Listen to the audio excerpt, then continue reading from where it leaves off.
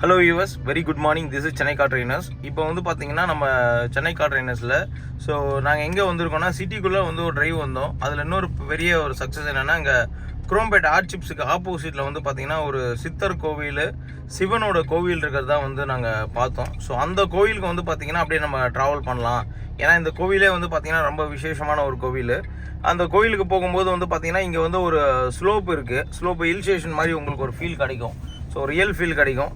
அந்த hill station driving practice வந்து கொஞ்சம் கொடுக்கணும். ஏன்னா ஹில் ஸ்டேஷனோட சில பாயிண்ட் ஆஃப் வியூவில் வந்து பார்த்திங்கன்னா ஹில்லில் ஓட்டும் போது நிறைய லாக்கிங் கீ இருக்குது அப்படிங்கிற மாதிரி நம்மக்கிட்ட முன்னாடி கற்றுக்கின கிளைண்ட் இவர் மிஸ்டர் சரவணன் சொல்லிட்டு.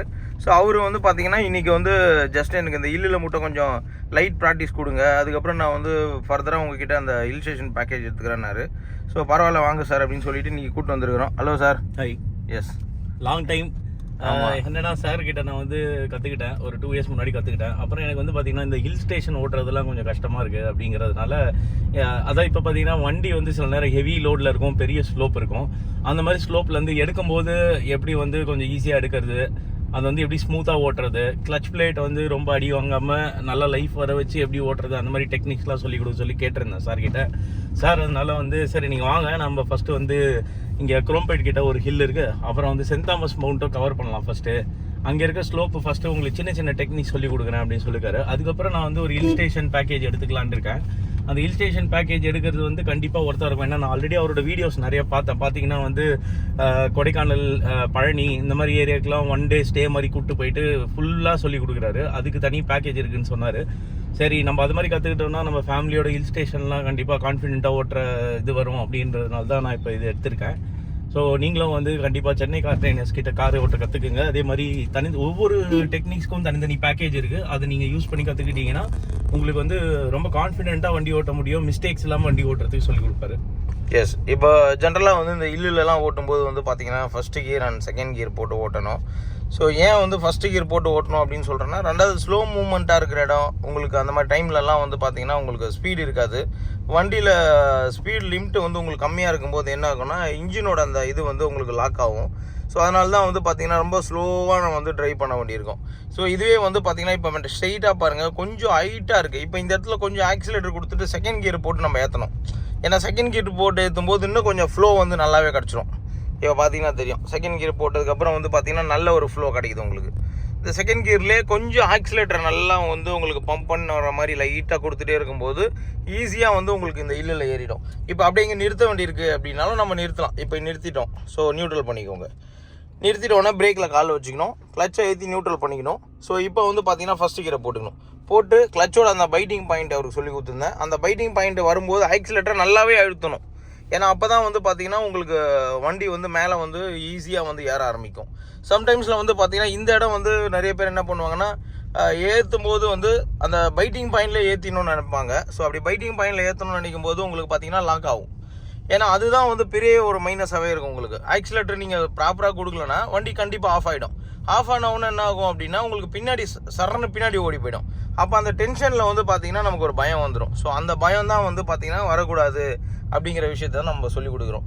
அது மட்டும் இல்லாமல் ஹில் ஸ்டேஷனை பொறுத்த வரைக்கும் நிறைய ஏர்பின் பெண்ட் வரும். ஏர்பின் பெண்ட் இருக்கிறதுனால you keep going left side மட்டுமே நம்ம ட்ரைவ் பண்ணணும். சில இடத்துல ரோடு வந்து ரொம்ப நேரவாக இருக்கும்போது வந்து பார்த்தீங்கன்னா நீங்கள் ஸ்டே பண்ணிக்கணும். எங்கே வந்து ஃபேஸ் அதிகமாக இருக்கோ அந்த இடத்துல ஸ்டே பண்ணிவிட்டு ஆப்போசிட்டில் வர வெஹிக்கிளுக்கு நீங்கள் வழி கொடுத்துட்டு அதுக்கப்புறம் நீங்கள் ட்ரைவ் பண்ணும்போது உங்களுக்கு இன்னும் ஈஸியாகவே நீங்கள் வந்து ட்ரைவ் பண்ணிட முடியும். இந்த மாதிரி விஷயங்கள் வந்து நம்ம நல்லாவே தெரிஞ்சுக்க முடியும்.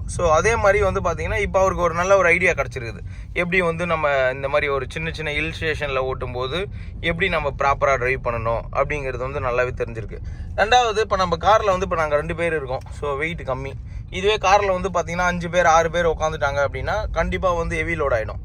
வண்டியில் ஹெவி லோடு ஏறும்போது என்ன ஆகும் அப்படின்னா உங்களுக்கு எனர்ஜி தேவை. இப்போ இந்த இடத்துல நிறுத்தி காமிங்க. இப்போ இந்த இடத்துல நியூட்ரல் பண்ணி நிறுத்த போகிறாருன்னு வச்சுக்கோங்க. இது வந்து ஒரு ஸ்லோப் ஹில்லு. இந்த இடத்துல இப்போ நிறுத்திட்டாரு. நிறுத்தினதுக்கப்புறம் வந்து பார்த்தீங்கன்னா நியூட்ரல் பண்ணிட்டு பிரேக்கில் கால் வச்சுட்டாரு. கிளச் ஆகிட்டு இப்போ ஃபஸ்ட்டு கியர் போட போகிறாரு. ஃபஸ்ட்டு கியர் போட்டுட்டு தென் பைட்டிங் பாயிண்ட் லைட்டாக ஆரம்பிக்கும் போது நல்ல ஆக்சிலேட்டர் கொடுக்கும்போது உங்களுக்கு ஈஸியாக இருக்குது பாருங்கள். இதுதான் அந்த பாயிண்ட் உங்களுக்கு. இந்த பாயிண்ட்டை நீங்கள் கரெக்டாக ஃபாலோ பண்ண கற்றுக்கிட்டிங்கன்னா ஹில்லில் வந்து நீங்கள் ஈஸியாக ஓட்டிட முடியும். அதே மாதிரி ஹில் ஸ்டேஷன் டிரைவிங் பொறுத்த வரைக்கும் நீங்கள் அலோனாக எடுத்துன்னு போய் நம்மளே ஓட்டிடலாம் அப்படின்றத வந்து நீங்கள் நினைக்கவே கூடாது. ஏன்னா அது வந்து ரொம்ப ரிஸ்க் பேட்டு ஜாஸ்தி. ஸோ இல்லை பொறுத்த வரைக்கும் வந்து ஒன்ஸு நம்ம கிட்ட வந்து நீங்கள் ஒரு ப்ராக்டிஸ் எடுத்துக்கிட்டு அதுக்கப்புறம் நீங்கள் ட்ரைவ் பண்ணுறது தான் உங்களுக்கு கரெக்டான வே. ஏன் வந்து சொல்கிறேன்னா, இப்போ இந்த மாதிரி இல்லில் டவுன் ஹில்லில் இறங்கும்போது லெஃப்ட்டில் பாருங்கள் உங்களுக்கு ஸ்டோன்ஸ் இருக்குது, ரைட்டில் வந்து மண்ணு மூட்டைகள்லாம் கிடக்கு. ஸோ இந்த இடத்துல கேப்பில் நம்ம ஸ்லோவாக இறக்க வேண்டியிருக்கும், முன்னாடி கார் இருக்குது. ஸோ இதையும் பேலன்ஸ் பண்ணி நம்ம கரெக்டாக கட் பண்ணி அந்த பக்கம் இருக்கிற காவாவில் இறக்கிடாமல் ஸோ உடனே வண்டியை வந்து ஸ்டெடி பண்ணி கொண்டு போகணும். ஸோ இந்த சைடில் ஒரு பைக்கு, இந்த பக்கத்தில் ஒரு காருன்னும் போது அதையும் நம்ம வந்து ஜட்ஜ்மெண்ட்டில் வந்து கரெக்டாக மேனேஜ் பண்ணணும். ஸ்லோ மோஷன்ஸில் வந்து வண்டியை கீழே இறக்கணும். இப்போ நம்ம டவுன் ஹில் பார்க்க போகிறோம். டவுன் ஹில்லை பொறுத்த வரைக்கும் ஸோ மோஸ்ட்லி வந்து நம்ம என்ன பண்ணோம்னா, அப் ஹில்லுக்கும் டவுன் ஹில்லுக்கும் வந்து 2 விஷயம் இருக்குது. அப் ஹில்லில் வந்து எப்படி நம்ம வந்து second gear or third gear போட்டு ஓட்டுறோமோ அதே மாதிரி தான் டவுன் ஹில் வரும்போதும் second gear and third gear வந்து நீங்கள் யூஸ் பண்ணணும். ஸோ இந்த ஒரு ரவுண்டு போயிட்டு நாங்கள் அப்படியே டவுன் ஹில் இறங்குறோம். இப்போ பாருங்கள் அப் ஹில் இதில் ஏறுறாரு. ஸோ அங்கே ஏறி நிறுத்திக்கோங்க ஒரு வாட்டி. ஸோ இந்த இடத்துல நிறுத்துறாரு அப்படின்னா உங்களுக்கு நல்லா பார்த்துக்கோங்க எந்த மாதிரி இருக்குது அப்படின்னு. எஸ், இப்போ டக்கு நியூட்ரல் பண்ணிவிட்டு பிரேக்கில் காலை வச்சு நிறுத்திட்டாரு. ஸோ இப்போ இன்கேஸ் நீங்கள் ஒரு ஹில் ஸ்டேஷனில் வண்டியை ஓரமாக நிறுத்தணும் அப்படின்னா இந்த மாதிரி நிறுத்திட்டு ஆன் பிரேக்கை ஃபுல்லாக போட்டுட்டு ஃபஸ்ட்டு கியரில் போட்டு வைக்கணும் வண்டியை. ஏன்னா அப்போ தான் வண்டி ஃப்ரண்ட்டில் பேக்கில் வந்து மூவ் ஆகாமல் இருக்கும் பார்க்கிங் பண்ணும்போது உங்களுக்கு. ஸோ இந்த விஷயம் ரொம்ப முக்கியம். அதே மாதிரி வந்து பார்த்திங்கன்னா ஹில் ஸ்டேஷனை பொறுத்த வரைக்கும் இந்த மாதிரி சின்ன ஹில் ஸ்டேஷன் இருக்குது, இதிலே வண்டி போகும் வரும் அப்படின்னா இந்த மாதிரி ரோட்டில் நம்ம நிறுத்தக்கூடாது ஆக்சுவலாக வண்டியை. ஸோ எங்கேயாவது வந்து பார்க்கிங் ஏரியாலையோ கொஞ்சம் ரோட்லேருந்து உள்ளே தள்ளி கிரவுண்டில் எங்கேயாவது நிறுத்தணும். அப்போ தான் வந்து பார்த்தீங்கன்னா ஈஸியாக இருக்கும். இப்போ இந்த மாதிரி ஒரு ஹில்ல வந்து ஹெவி வெயிட் இருக்குது வண்டியில். ஓகே, டைமில் வந்து பார்த்தீங்கன்னா எடுக்கிறதுக்கு முன்னாடியே வண்டி கொஞ்சம் பின்னாடியே மூவ் ஆகுது. நம்ம வந்து வெறும் கிளச்சை மட்டும் ரிலீஸ் பண்ணும்போது வண்டி கொஞ்சம் பின்னாடி மூவ் ஆகுது, ஆஃப் ஆகிடுது. இந்த மாதிரி சுச்சுவேஷனில் என்ன பண்ணணும்? அதாவது வந்து பார்த்தீங்கன்னா இப்போ நம்ம வண்டியில் ஃபுல்லாக எல்லாரும் உட்காந்துருக்காங்க, பின்னாடி இப்படி பின்னாடி மூவ் ஆகுது இல்லைங்களா? அது மூவ் ஆகாமல் இருக்கிறதுக்கு வந்து இப்போ நீங்கள் கிளச்சை அழுத்தி ஃபர்ஸ்ட் கியர் போடுங்க சொல்கிறேன். பிரேக்லேருந்து கால் எடுக்காதீங்க. ஃபர்ஸ்ட் வந்து கிளச்சை நல்லா பைட்டிங் பாயிண்ட் கொண்டு வாங்க. ஒரு மாதிரி வைப்ரேஷன் வருது பாருங்க. இப்போ நீங்கள் பிரேக்லேருந்து கால் எடுக்கணும். அதாவது இன்னும் ஹெவி வெயிட் இருக்கும்போது சில நேரம் என்ன ஆகுதுன்னா அப்பவும் கூட அப்ப என்ன பண்ணணும், ஹேண்ட் பிரேக்கை கொஞ்சம் மேல தூக்கிட்டு கிளச்சை கொஞ்சம் விடணும், ஆக்சிலேட்டர் நல்லா பம்ப் பண்ணிட்டு அப்புறம் நீங்க இதை இறக்கி விடணும்.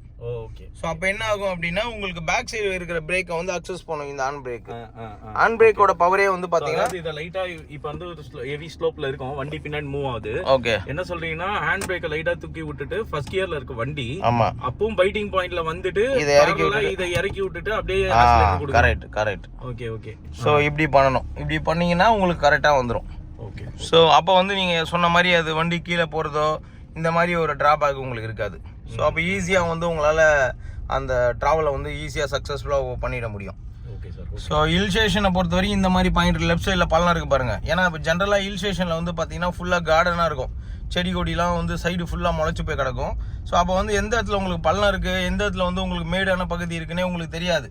ஸோ அப்படி இருக்கும்போது வந்து பார்த்தீங்கன்னா உங்களுக்கு ஒரு டஃப்பான ஒரு விஷயமா இருக்கும்.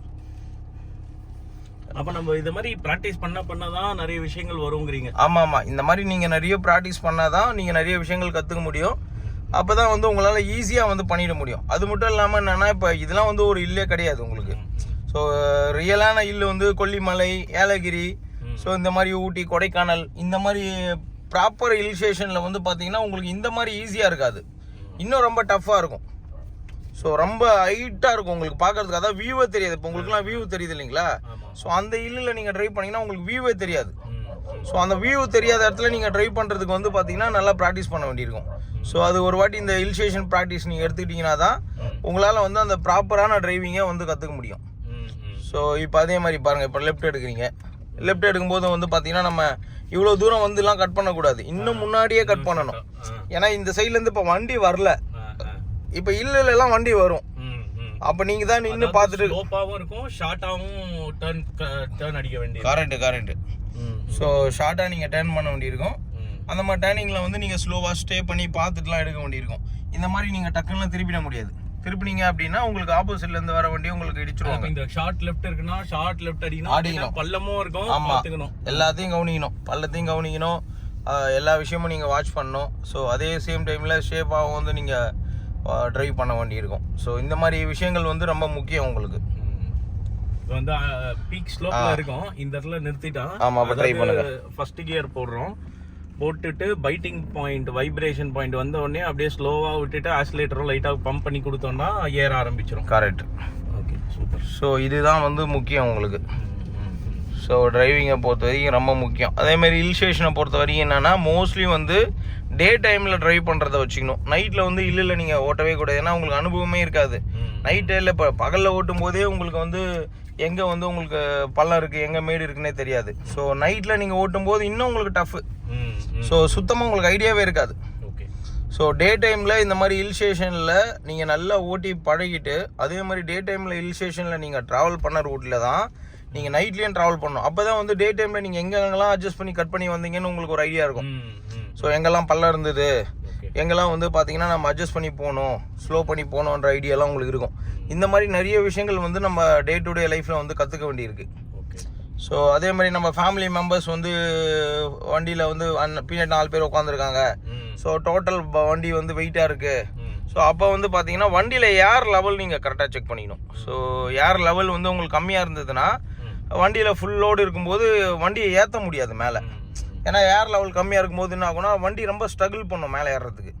ஸோ அப்போ அந்த ஏர் லெவலு, வண்டியோட அலைன்மெண்ட், வீல் அலைன்மெண்ட்டு, வண்டியோட அந்த ப்ராப்பர் மெயின்டெனன்ஸுங்கிறது வந்து ரொம்ப தேவையான ஒரு விஷயம். ஏன்னா ப்ராப்பர் மெயின்டெனன்ஸ் இல்லை அப்படின்னா இப்போ ரீசெண்ட் டைமில் நீங்கள் பார்த்துருப்பீங்க நிறைய வண்டி ஃபயர் ஆயிடுச்சு. ஸோ இந்த மழை டைம்லேயே. காரணம் என்னென்னா அதெல்லாம் புது வண்டி தான், ரொம்ப புது வண்டி. இப்போ தான் பிராண்ட் நியூ வாங்கி 6 மந்த் 1 year தான் ஆகுது. அதுக்குள்ளே உங்களுக்கு ஃபயர் ஆயிடுச்சு அப்படின்னா அதுக்கு ஒரே காரணம் மெயின்டெனன்ஸ் இல்லாதது. ரெண்டாவது வந்து பார்த்தீங்கன்னா இன்றைக்கி எலி தொல்லை அதிகமாக இருக்குது. ஸோ எலி வந்து உள்ளே போய் ஒயரை கடிச்சு வச்சிடும், எதனா ஒரு மிஸ்டேக் பண்ணிவிடும். அது என்ன நடக்குது, அதாவது மானிட்டரை வந்து நம்ம பார்க்கணும், டேஷ்போர்டில் இருக்கிற அந்த மீட்டரை வந்து கவனிக்கணும். ஏதாவது வார்னிங் லைட் எரியுதா, என்ன சொல்லுது அப்படின்னு பார்க்கணும். வார்னிங் லைட்ஸ் வந்தாலே நீங்கள் வண்டி எடுக்கக்கூடாது. ஃபர்ஸ்ட் ஆள் எடுத்துன்னு போய் சர்வீஸ் சென்டரில் தான் விடணும். வார்னிங் லைட் வருது, நம்ம நாளைக்கு விட்டுக்கலாம், நாளைக்கு விட்டுக்கலாம்னு நீங்கள் அப்படியே ரிஸ்க் எடுத்து ஓட்டக்கூடாது. ஸோ வார்னிங் லைட்டு என்ன சொல்லுது அப்படின்னா உங்களுக்கு ஏதோ ஒரு ஃபால்ட் இருக்குங்கிறது தான் அது உங்களுக்கு மீன் பண்ணுது. ஸோ அப்படி இருக்கும்போது நம்ம ஜஸ்ட் லைக் தட்னு எடுத்து ஓட்டிடக்கூடாது. நம்ம அந்த கோயில்கிட்ட வந்துட்டோம்னு நினைக்கிறேன். ஆமாம். ஸோ வியூவர்ஸ் நீங்கள் பார்த்தீங்கன்னா தெரியும், இதுதான் கோயிலுக்கு போகிற வழி. சிவன் கோவில் சித்தர் கோவிலுக்கு போகிற வழி இதுதான். ஸோ இந்த வழியில் நீங்கள் போனீங்க அப்படின்னா ஸ்ட்ரெயிட்டாகவே நீங்கள் வந்து ஒரு 200 மீட்டர் வாக் பண்ணி தான் போக முடியும். வாக் பண்ணி போனீங்கன்னா ஈஸியாக வந்து நீங்கள் அந்த கோயிலுக்கு போய் சாமி தரிசனம் பண்ணிட முடியும். ஸோ மிஸ் பண்ணாமல் வந்து இந்த கோயிலுக்கும் வந்து நீங்கள் தரிசனம் பண்ணுங்கள் வியூவர்ஸ். Thank you, by. வந்து குரோம்பேட் குரோம்பேட்டை ஹாட் சிப்ஸ்க்கு எதிர்த்த மாதிரி இந்த ரோடு உள்ளே வருது.